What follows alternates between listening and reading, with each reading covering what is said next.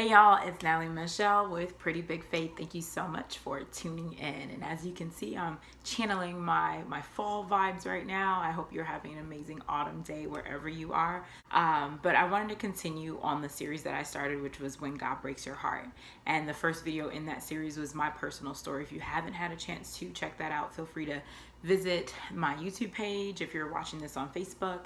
And it'll be literally right there. You'll see it. Today's topic, just to kind of continue in that vein, is how do you trust and love again after heartbreak? And that's something that I personally have had to deal with. I know I've walked with friends who've kind of gone through similar situations, whether that's you've been you've been broken up with, or you have been the one to have to unfortunately break up with the person, or someone betrayed your trust, or you've been cheated on or lied to.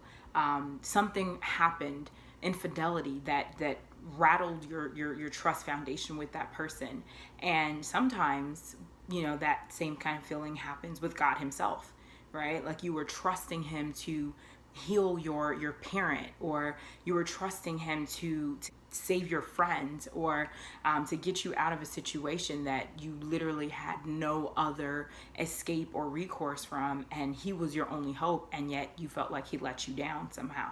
And so how do you continue to say that God, you are sovereign and you are all powerful when you have evidence contrary, it seems, to the fact in your life, right? Where the what you prayed for didn't happen. He died anyway. Family broke apart anyway. You lost the job. You actually did end up homeless. You're still battling the sickness and the diagnosis. Like how do we still trust God even in the midst of tumultuous circumstances that really kind of defy what he said he could do in our lives? What do you do with that, right? So I wanted to kind of, just from my perspective and my own personal experience, and then just reaffirming some things that God has said in his word, really encourage you and motivate you, but also be real with you, right? Because it's so easy sometimes to just feel like you have to just be so saved and so Christian, and you can't feel anger, and you can't feel like, could I be angry? Do I dare say that I'm angry at God? Do I dare say that I feel like he let me down? I mean, I can be angry at a person, right? And it's a lot easier to kind of express those feelings. But when it's God, it's like that taboo area. But the Bible just says, be angry, but sin not, right? So all the feelings, all the emotions that we have, he gave them to us. And he's not ignorant to the fact that we feel them when we do. So whether we acknowledge them out loud or not, he knows what's inside of us. And so the first things to do in order to kind of rebuild that process, and it is a process, is to, number one, acknowledge the pain. Acknowledge what you're going through. Don't try to run away from it or hide it or minimize it and sweep it under the rug.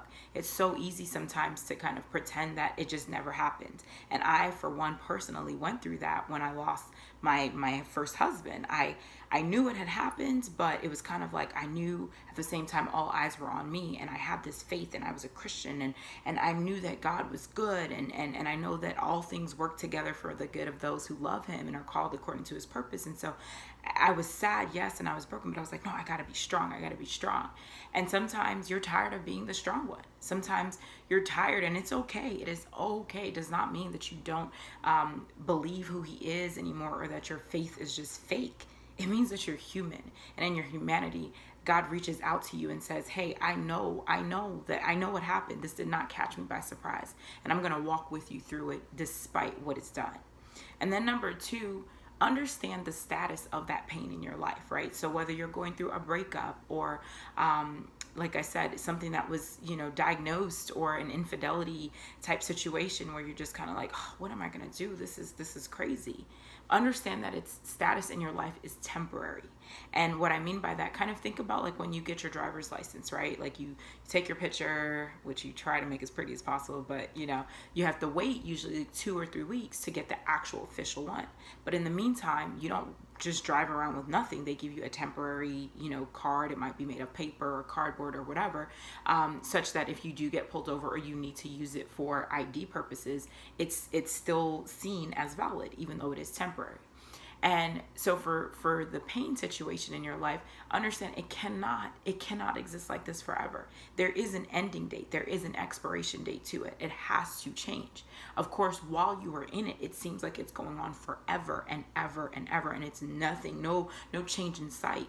Acknowledge that, but also understand that, hey, it can't stay like this forever. And one of the things that I do, even my current circumstance and season right now, just kind of still trying to figure out, okay, God, where am I? What am I doing? You asked me to move. I did. And it's still, still trying to find my normal, if you will. I just keep telling myself every single day, I'm like, it has to change. It can't stay like this. It's not going to always look like this. And that's something you can use also just to kind of remind yourself that God is doing a new thing. And he asks us in Isaiah, will you not know it? And that means you have a choice. You have a choice to acknowledge, am I going to allow what I currently see around me to define me permanently? Or am I going to realize that even this will change? And that goes for the good and the bad, right? So you savor the good and you ride out the bad. And you understand that, you know what?